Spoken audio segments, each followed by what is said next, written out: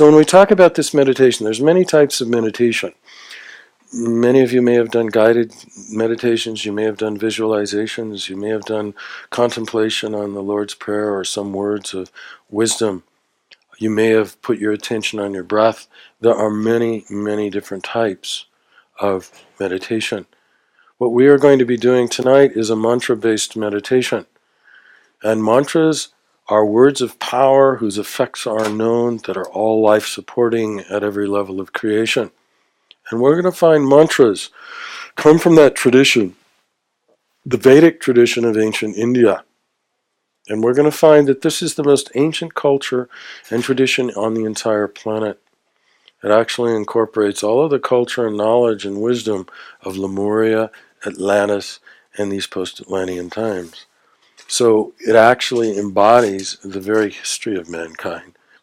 And so when we talk about mantra, and we talk about mantras for meditation, there's two primary bodies of mantras as it relates specifically to meditation.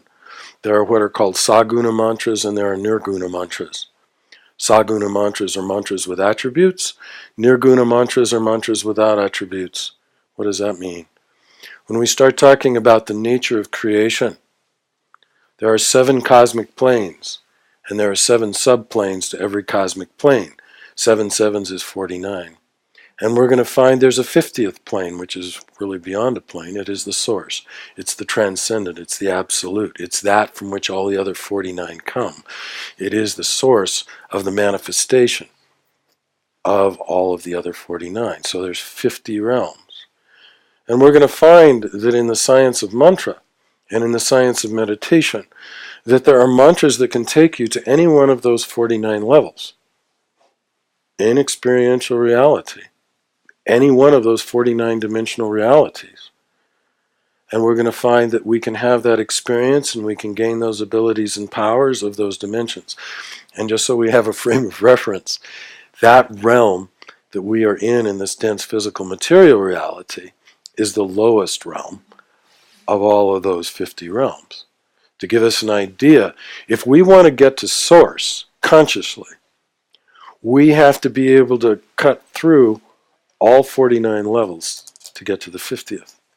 Saguna mantras are such because it relates to all kinds of needs or potential abilities and purposes in terms of being able to access and interact and work with these different dimensional realities. But there are inherent problems with that, in that when we find someone is focused in terms of saguna mantras and developing abilities that relate to trying to reach and establish connection with one-dimensional reality, the individual tends to grow in an imbalanced way.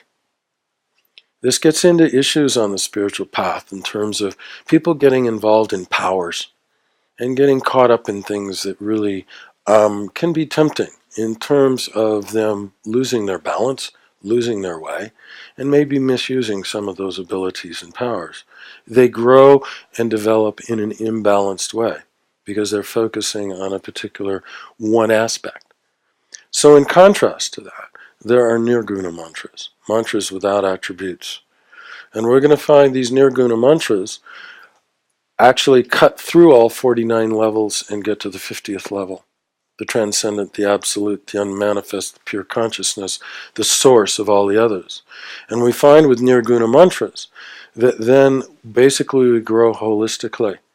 And all of the other 49 are incorporated into all of the 49 levels, and all of those powers and dimensional realities are incorporated into that 50th level of the nirguna mantra, and we find that we grow in a very holistic way, in a very balanced way. And it is taking in the spiritual, and it is taking in the material, and it's taking in everything in between. And those are the mantras that we are involved in. And there are individual mantras and there's universal mantras. And we are going to be using a universal mantra. The science of sound is such that each one of you would have your own mantra individually, but that's not the format or situation that we are in this evening. We're in a group situation. So we are going to use a universal mantra.